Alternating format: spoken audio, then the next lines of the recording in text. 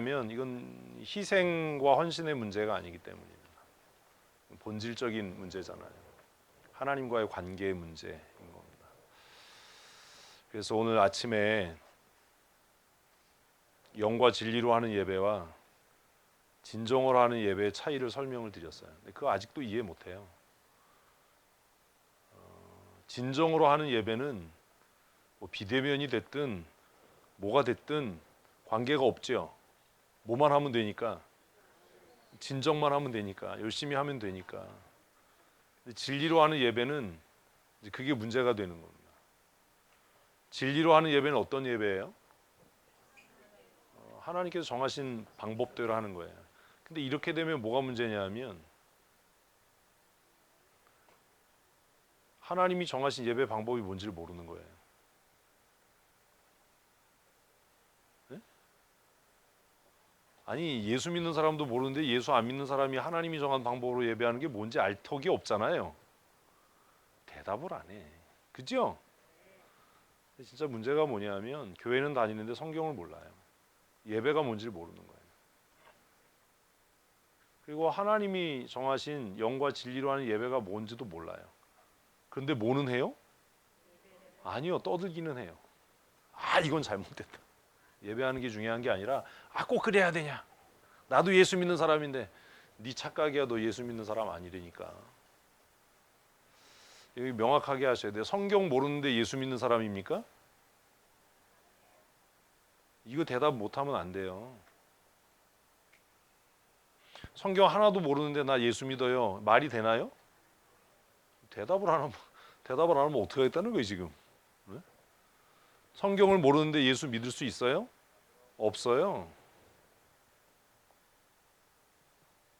그 말이 성립이 안 되는 거예요. 근데 문제가 왜 되냐 하면 성경은 모르는데 교회 안에 너무 많은 말쟁이들이 있는 거예요. 성경은 몰라요. 근데 자기 생각은 가득해요. 나답과 아비후가 왜 죽었어요? 자기 생각으로. 뭐 여러 가지 이야기하지만 그까짓 거 뭐 다른 불로 하면 뭐가 문제야? 다른 불로 할 수도 있지. 죽여버려요 하나님. 근데 그런 것들을 모르니까 야 그냥 뭐 하면 되지, 진정으로 하면 되지, 열심히 하면 되지, 꼭 그렇게 해야 돼? 라는 이야기를 한다고요. 그래서 무식하면 용감하다라는 얘기를 하는 겁니다. 뭔가 이게 잘못됐어라고 얘기하려면 적어도 뭐는 알아야죠? 성경은 알아야죠. 하나님이 뭘 정하셨는지, 하나님이 어떻게 하라고 명령했는지는 알아야 될 거 아닙니까? 지금 너무 웃기는 게 뭐냐면 성경도 모르고 예수도 안 믿는 사람들이 뭐 예배에 대해서 이렇고 저렇고 얘기하고 뭐 교회가 사회를 위해 희생해야지 뭐 이런 얘기를 해요. 딱 한마디 해주면 돼요. 닥쳐라. 무식하면 그냥 입 다물고 있어라. 여러분들도 마찬가지예요. 제가 왜 자꾸 성경을 가르치냐 하면 성경을 모르는데 하고 싶은 말은 많은 겁니다.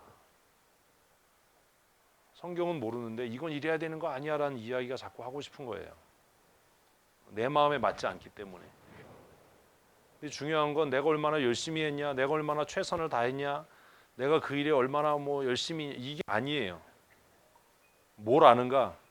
하나님이 정하신 규칙을 아는가예요.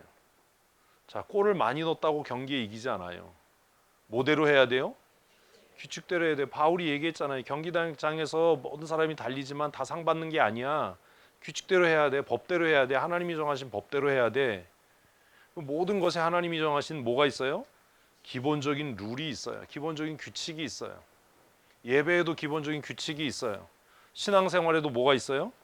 기본적인 규칙이 있어요. 그걸 모르고 내 생각엔 이렇게 하는 게 옳을 것 같은데, 내 생각엔 이렇게 해도 될 것 같은데, 그렇지 않아요.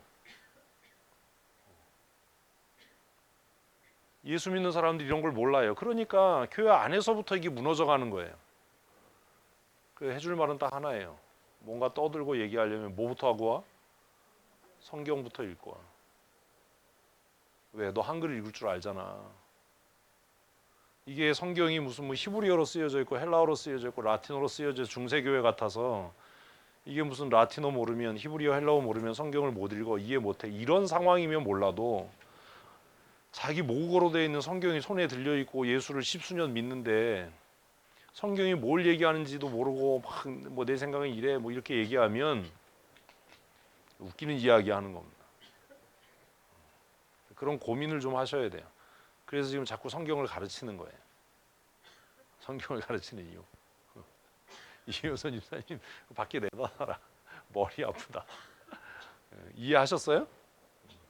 그래서 성경 잘 읽으셔야 돼요. 그래서 오늘 사실 아까 그 오전 예배 마치고 어떻게 항상 벌써 어떻게 항상 하나님의 은혜 안에 거할 것인가 그거 나누라고 했잖아요. 어떻게 하나님의 은혜 안에 항상 거할 수 있어요?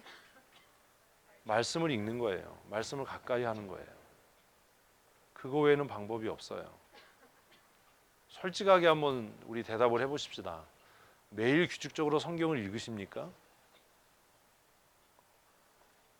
매일 규칙적으로 큐티 하십니까? 묵상합니까? 매일 규칙적으로 기도합니까? 매일 규칙적으로 성경을 읽거나 묵상하거나 기도하는 일을 하지 않는다면 신앙이나 교회 운영에 대해서 말할 자격이 일단 없는 겁니다. 매일 규칙적으로 성경을 읽지 않고 성경을 내 지적인 능력으로 해석할 수 없다면 그 사람이 하나님의 뜻을 알 수 있는 확률은 크게요 없어요. 제가 얘기했잖아요. 하나님은 어느 날 갑자기 우리에게 지혜 우리가 노력하지 않는데 지혜를 확 주셔서 IQ가 뭐 20, 30씩 확 올라가기 이렇게 안 해요. 하나님은요 어느 날 갑자기 꿈에 나타나서 이게 내 뜻이야 이렇게 말씀 안 해요. 그건 우상 섬기는 사람들이 하는 얘기예요. 하나님은 어떻게 하나님의 뜻을 알게 해요? 청년들이 제일 많이 하는 질문이 그거예요. 목사님 하나님의 뜻을 어떻게 알 수 있어요? 성경 읽어 성경. 그럼 읽지도 않으면서 그래요. 내가 어떤 사람하고 결혼해야 되는지 성경에 써 있니?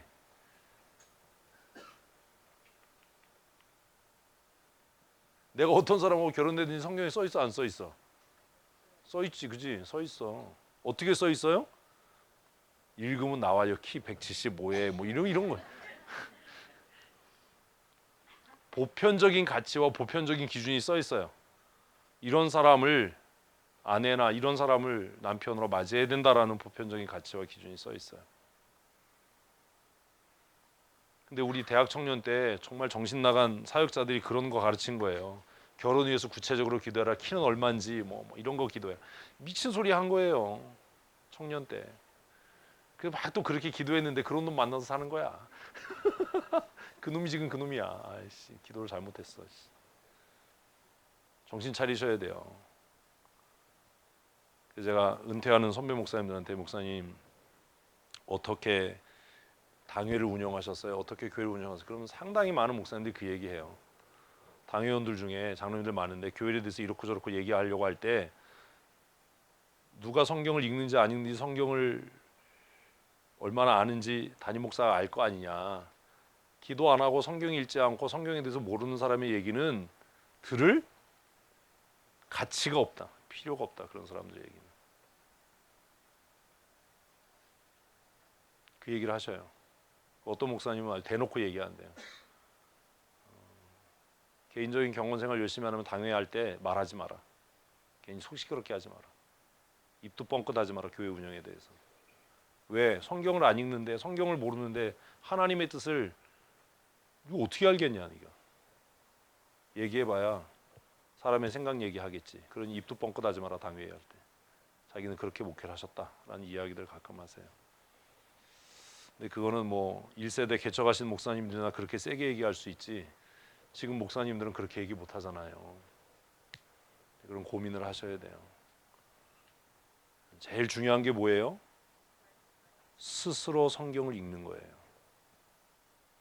성경이 뭐 영어로 쓰여 있는 것도 아니고 라틴어로 쓰여 있는 것도 아니고 히브리어나 헬라어로 쓰여 있는 것도 아니고 우리나라 글처럼 이렇게 쉬운 글이 어디 있어요? 핑계대고 변명하려고 하지 말고 오늘부터 실천하셔야 돼요. 뭐 하는 일? 성경을 읽는 일. 이해 안 돼요. 그런 말도 안 되는 소리 하지 마세요. 성경 읽어서 이해 안 되면 국어 실력에 문제가 있는 거예요. 읽으셔야 돼요. 한글로 써 있는데 이해가 안 돼. 이거는 내 지적인 부분에 문제가 있는 거지 성경이 어렵기 때문이 아니에요. 성경을 읽어야 돼요. 다른 어떤 것보다도 우리가 제일 먼저 해야 될 일은 뭐 하는 일? 성경을 읽는 거예요. 그렇게 읽고 나면 제가 도와드릴 거예요. 근데 성경 전체를 모르는데 그걸 어떻게 다 도와드릴 수가 있겠어요? 일단은 시간을 정해놓고 규칙적으로 성경을 읽는 훈련을 하셔야 돼요. 그리고 그것과 함께 우리 지금 매일 하는 것처럼 뭐 하는 일? 큐티 하는 일을 하셔야 돼요. 이제 드디어 9월입니다. 9월 큐티 본문이 어디죠? 창세기 뒷부분입니다. 굉장히 중요한 부분을 묵상하게 되니까 열심히 큐티 하셔야 됩니다. 이사야는 조금 뭐 재미가 없었을지 모르지만 창세기는 흥미진진할 겁니다. 근데 그냥 읽으면 안 되고 오전에 말씀 나눈 것처럼 원리들을 발견해 가야 돼요. 조금 오전에 조금 그러셨나요? 그 짧은 내용에 그런 원리들이 있는지 이해하는 게 좀 어려우셨습니까? 근데 어렵지 않아요. 생각하고 읽으면, 질문을 하면 그 안에 답이 다 있어요. 성경 읽지도 않으면서 뭐 궁금증만 많아.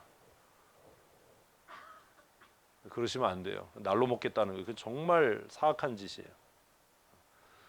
주일학교 때부터 다녀서 주워 들은 걸로 어떻게 하려고 하시지 마시고 내가 스스로 성경을 읽고 논리적으로 성경을 이해하고 해석하는 훈련을 계속 하셔야 됩니다. 오늘 본문이 딱 그거잖아요. 핍박과 박해가 일어날 때, 교회에서 갈등이 일어날 때 이 문제를 어떻게 해결할 거냐. 그런 원리들을 찾아서 정리해 가는 것, 내가 이렇게 풋노트를 다는 것, 뭐라고 그래야 되나, 설명을 달아가는 것, 그것이 내 신앙을 견고하게 하는 버팀목이 됩니다. 100번 읽었다 200번 읽었다 이거 아무 의미 없어요. 사실은 성경 빨리 읽지 마세요. 뭐 속독해서 그거 무슨 유익이 있겠어요. 아무 의미 없습니다. 쫓기듯이 성경 읽지 마십시오. 한 절을 읽더라도 천천히 소리내서 읽으면 정말 여러분들이 정상적인 지능을 갖고 있고 정상적인 고등학교 교육을 받았다면 성경을 이해하는데 전혀 이상이 없어야만 합니다. 예? 이상이 있으면 이제 학교 찾아가서 등록금 다시 환불해 오시면 됩니다. 근데 우리는 마음속에 이미 왜 안 되냐 하면 여러분 다 그런 마음 갖고 있어요. 성경은 어려워. 읽어도 이해 안 돼. 이렇게 선입견을 갖고 읽기 때문에 이해가 안 되는 거예요. 목사님들이 그렇게 가르친 거예요. 그리고 성경 잘못 해석하면 큰일 나. 큰일 안 나요. 왜냐하면 여러분 머리에서 이단이 나올 수도 없어요. 이단을 만드는 사람들은요 정말 똑똑한 사람들이에요. 성경 읽고도 이해가 안 되는데 그게 어떻게 이단을 만들겠어요. 성경 안 읽는 사람들이 맨날 그런 소리에 성경 잘못 해석하면 큰일 난데 웃기는 소리 하지 마라. 네 머리로는 이단 못 만들어. 문선명이 얼마나 똑똑한 사람인지 아세요? 피가름 교리가 그냥 나와요? 그게 보통이 아니에요. 왜 천주교가 마리아가 예수님 안고 있는 동상들을 만드는지 아세요? 그게 언제부터 시작됐는지 아세요? 그게 니무롯 때부터예요. 니무롯의 아내는 니무롯이 죽고 난 다음에 아이를 낳아요. 그 아이를 신격화해요. 왜냐하면 창세기 15장에 하나님께서 여자의 후손이 메시아로 올 거를 알았기 때문이에요. 그래서 모자 숭배 사상이라고 하는 그 정신들이 니무롯 이후에 계속 있었어요. 이 세상에. 천주교는 기독교가 아니에요. 천주교 다녀도 뭐 구원 얻어 이런 정신 나간 소리 하지 마세요.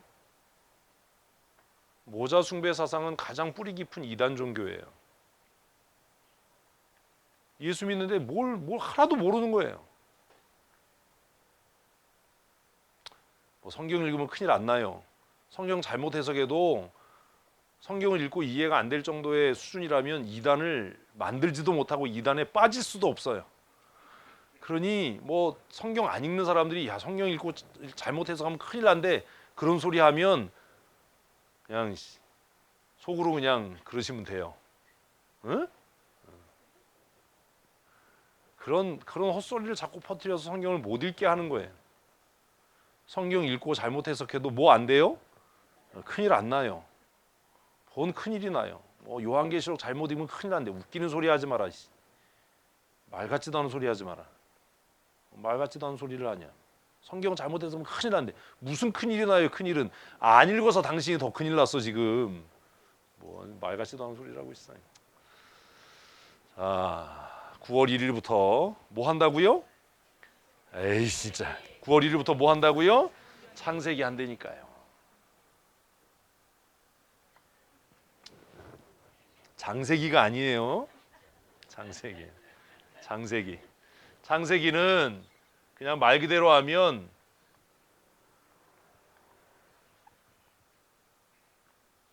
모든 것의 시작에 대한 이야기예요. 모든 것의 기원, 모든 것의 시작. 무엇의 시작? 모든 만물의 시작. 그래서 우리 지난주에 그거 계속 했잖아요.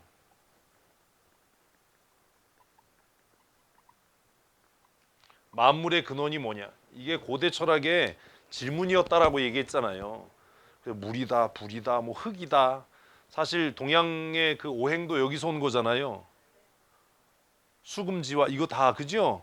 그래서 뭐 여기서 궁합이 나온 거예요. 흙하고 나무는 뭐지요? 뭐 성경 얘기해도 모르고 상생이에요. 상생. 에? 흙하고 나무는 뭐? 상생. 나무하고 불은 상극. 에라이씨. 이런 거죠. 불하고 물 이런 거요. 그거 알면 또 뭐예요? 상극은 누구하고 누가 상극이에요? 남편과 내가 상극이야. 무슨 그냥.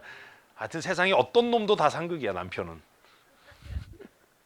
만물의 근원이 뭐냐? 고대 철학의 질문이었는데 창세기는 이것에 대해서 뭐라고 이야기한다고요?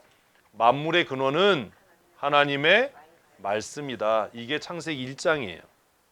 만물의 근원은 하나님의 말씀이다. 말씀이 모든 걸 만들게 했다. 그래서 요한복음 1장에서도 말씀이 없이는 지음 바 된 것이 하나도 없다라고 이야기를 해요. 그래서 창세기는 그걸 이야기하는 거예요. 만물의 근원은 뭐다? 하나님의 말씀이에요. 결국 이 말씀은 모든 것에 생명이 되는 거죠. 그죠? 왜 교회가 생명이에요? 우리가 지금 우리를 사용해서 찬송했는데 거기에 뭐라고요? 교회는 생명이니.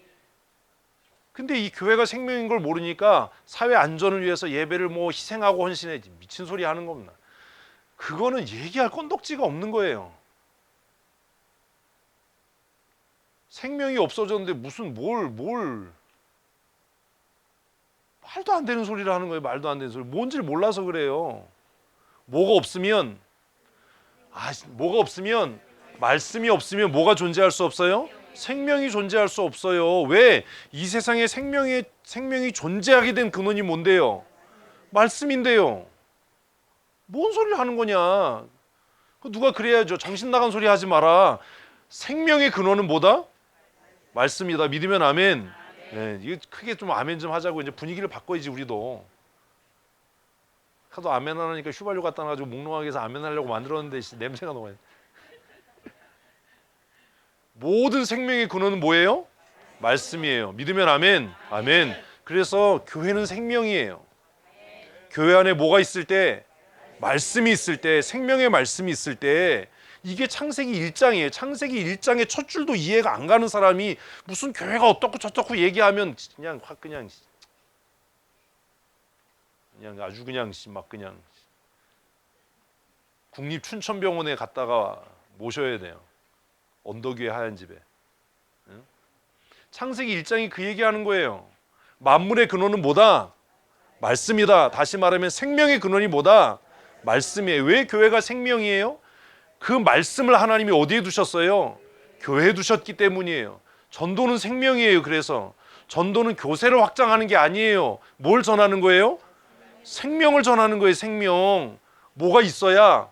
말씀이 있어야. 뭐가 있으니까? 생명이 있으니까. 대답을 좀 확실하게 하고 머릿속에 확실하게 넣어서 이걸 개념화하고 이념화해야 되는 거예요. 왜 끌려다니냐고. 하지 마 질문. 왜 끌려다니냐고요. 말씀이 없이는 뭐가 없어요? 생명이 없어요. 그게 창세기 1장이에요. 창세기가 이해가 안 되는데 무슨 성경이 이해가 돼요? 그러면 생명을 꺼트리는 방법이 뭐겠어요? 교회를 무너뜨리는 거예요. 왜? 하나님께서 말씀을 두시려고 선택하는 것이 뭐기 때문에? 교회이기 때문이에요. 그 교회가 뭐예요? 교회는 모임이에요. 아니 무슨 앞으로 나가야지. 교회가 뜻이 뭐예요? 불러내서 모아놓은 거예요. 에클레시아라는 말은 불러서 모으게 한 거예요. 부름받은 자들의 모임이에요. 모임이 끝나면 교회가 끝나는 거예요. 이해를 못하는 거예요. 기독교 신앙의 기본이 뭔지를. 바로가 똑같은 얘기 했잖아요. 어디에 가지 말고, 광야에 가지 말고 뭐는 해? 여기서 예배해. 똑같은 얘기 아닙니까? 교회는 가지 말고 어디서? 인터넷 앞에서 예배해. 뭐가 달라요? 뭐가 달라졌어요? 이해되세요? 광야로 가지 마. 우리가 번제해드릴 재물 다 줄게. 너희가 필요한 모든 편의를 다 제공할게. 광야로는 가지 말고 어디에서? 이곳에 애굽에서 여호와를 예배해라. 그게 왜 안 되는데요? 예수 안 믿는 사람이 이런 소리 하면 승질이라도 안 나는데, 예수 믿는다고 하고 신학교 나왔다는 인간들이 이런 소리 하니까 이건 도대체 확 교회가 뭔지, 예배가 뭔지, 성경이 뭘 얘기하는지, 창세기를 왜 우리가 창세기라고 하는지 이해를 못하는 거예요. 창세기 1장은 선포하는 거예요. 만물은 어떻게 존재했어? 말씀으로 인해서 존재했고, 하나님께서 그 말씀을 두시려고 그리스도의 피값으로 세우신 게 교회이고, 교회는 그리스도의 이름으로 모인 사람들의 모임이다. 이거 이상 어떻게 단순하게 설명해요?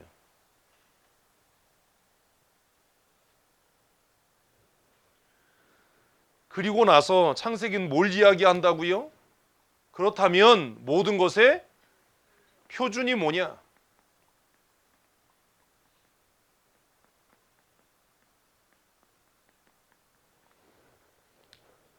모든 것의 표준이 뭐냐? 신명기에 와서 레위기에 오기 전에, 신명기에 오기 전에, 율법이 성문화되기 전에 하나님은 이미 모든 사람의 마음속에 양심을 두시고, 무엇으로? 보편적 도덕. 이거 지난주에 다 설명한 거잖아요. 그렇죠? 보편적 도덕을 주셔서 그것이 뭐가 되도록? 기준이 되도록, 표준이 되도록 하셨어요. 그걸 우린 도덕률이라고 해요. 소돔과 고모라의 멸망의 심판이 내린 이유는 그 땅에 아브라함의 조카 롯이 살면서 그 사회에 무엇을? 도덕적 수준을 높이지 못했기 때문이에요. 소돔과 고모라의 도덕적 수준의 표준으로 하나님이 삼으신 게 뭐예요? 의인 50명이에요. 아니 좀 성경을, 내가 그 성에서 의인 50명을 찾으면 내가 소돔과 고모라를 멸하지 않겠다. 읽으면서 의심을 안 하는 거예요. 의인 50명이 뭐가 그렇게 중요하냐? 자, 그러면 그거잖아요. 결국 그렇게 수많은 사람들이 있어도 의인 50명이 있으면 그 의인 50명에 의해서 그 도시에 무엇이?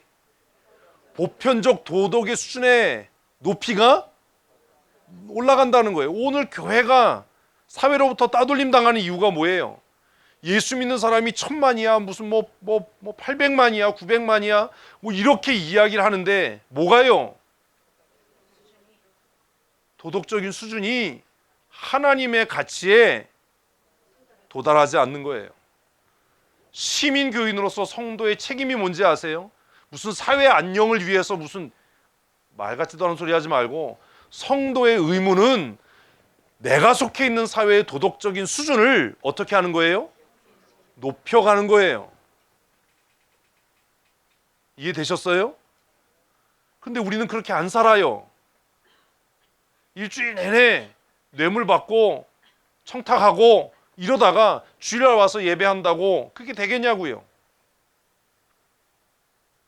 그래서 성경은 뭐라고 이야기하냐면 너희의 착한 행실을 보고 하늘에 계신 너희 아버지께 영광을 돌리게 해라. 너희가 살아가는 삶의 자리에서 사회의 보편적인 도덕 수준을 어떻게 해라? 높여가도록 해라. 신장해라. 왜 차별금지법을 반대하는데요? 왜 불의한 일에 교회는 일어나야 되는데요? 왜 그렇게 천재적인 신학자는 왜 말도 안 되는 일에 가담해서 39의 죽음을 맞이하는데요? 왜 그러는데요? 적어도 예수 믿는다는 건 어떻게 사는 것? 시대의 양심으로 사는 거예요. 뭘로 사는 것? 시대의 양심이요. 성도가 죽고 교회가 죽으면 뭐가 죽어요? 시대의 양심이 죽는 거예요. 좀 따라오셔야 돼요. 생각을. 내가 뭐예요? 이 시대의 양심이에요. 성도가 좀 그런 프라이드가 있어야죠. 내가 이 시대의 양심으로 살고 있다. 내가 이 시대의 도덕적 가치의 보루다. 이런 마음이 있어야지요. 그렇게 사는 것을 종교개혁자들은 뭐라고 그랬다고요? 코람데오, 하나님 앞에서 사는 삶, 누가 보지 않아도. 그래서 그렇게 시대적 가치, 시대적 양심, 시대적 도덕, 시대적 지적인 사람으로 살았던 사람의 대표가 누구예요? 요셉이에요. 요셉. 아무도 보는 사람 없어요. 보디발의 아내가 유혹해요. 한번 눈 감아주면 편하게 살 수 있어요. 근데 요셉이 뭐라고 그러지요?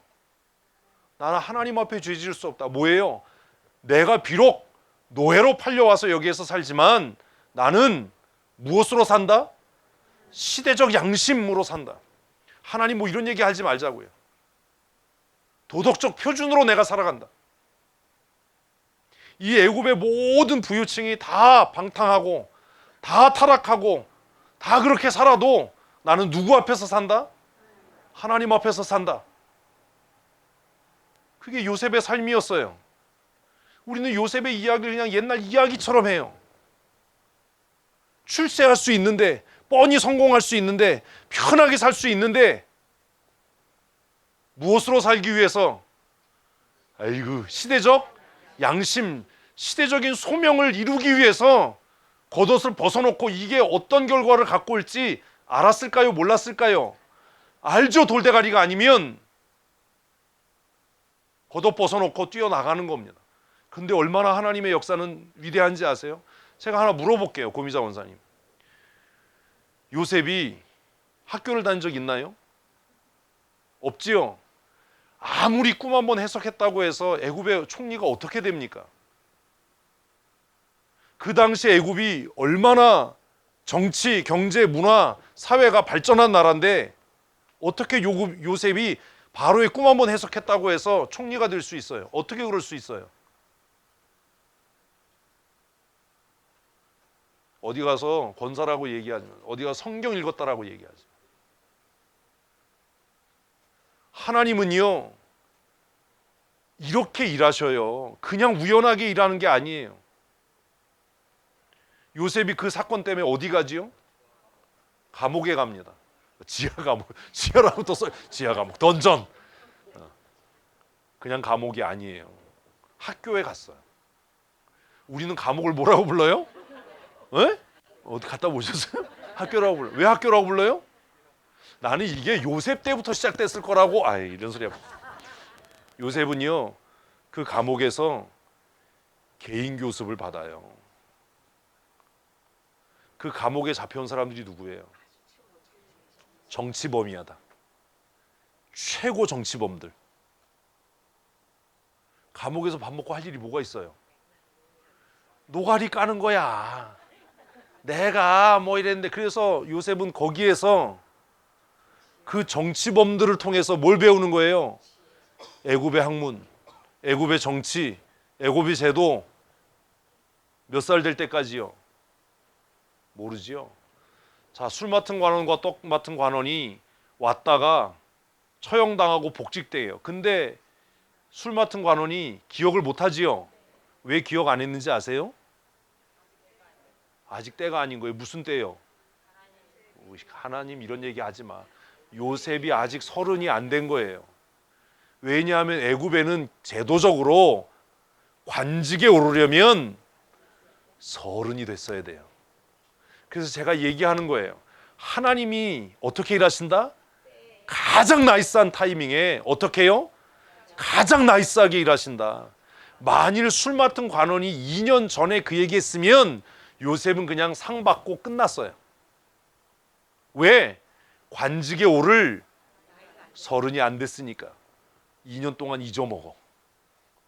요셉이 30이 됐을 때 이 친구가 기억을 하는 거예요.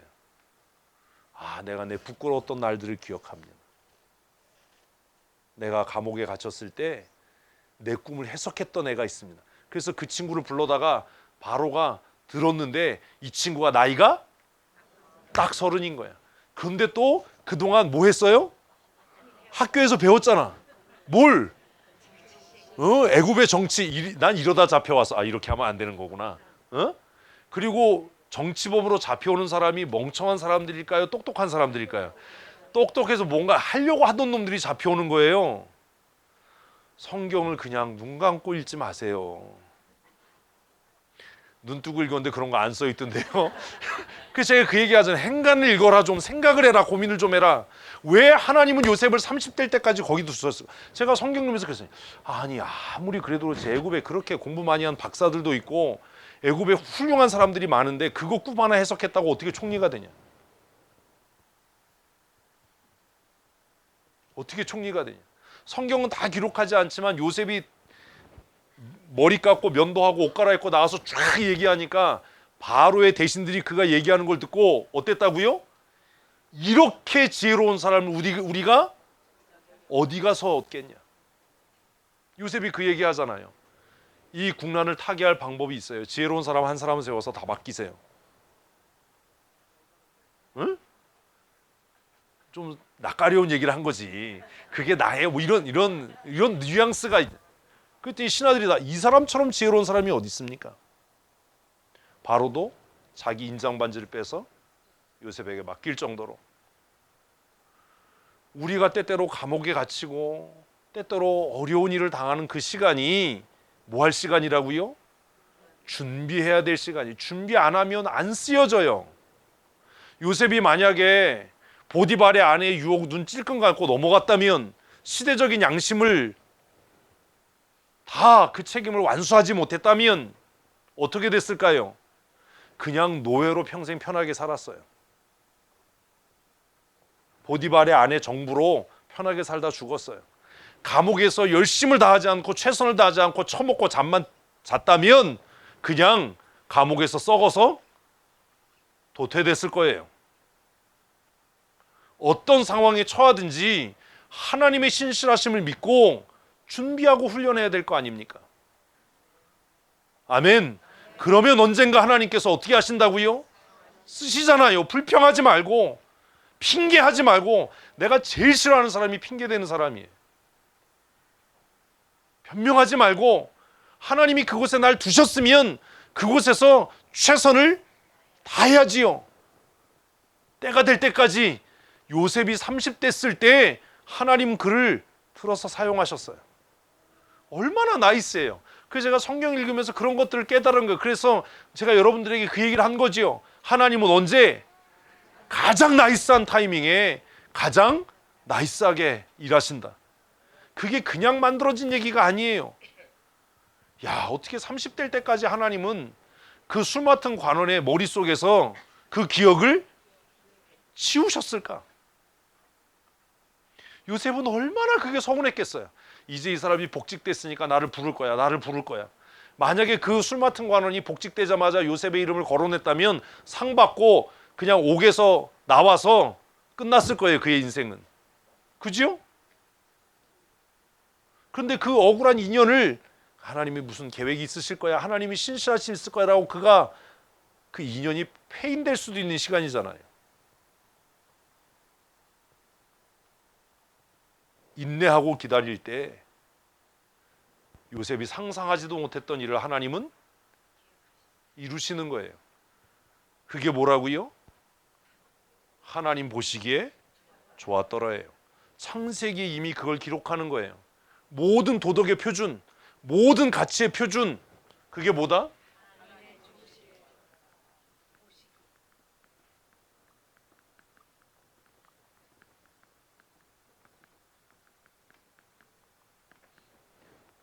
지금 우리 상황도 그런 거예요. 뭐 사회가 뭐 불안해, 뭐 닥쳐라.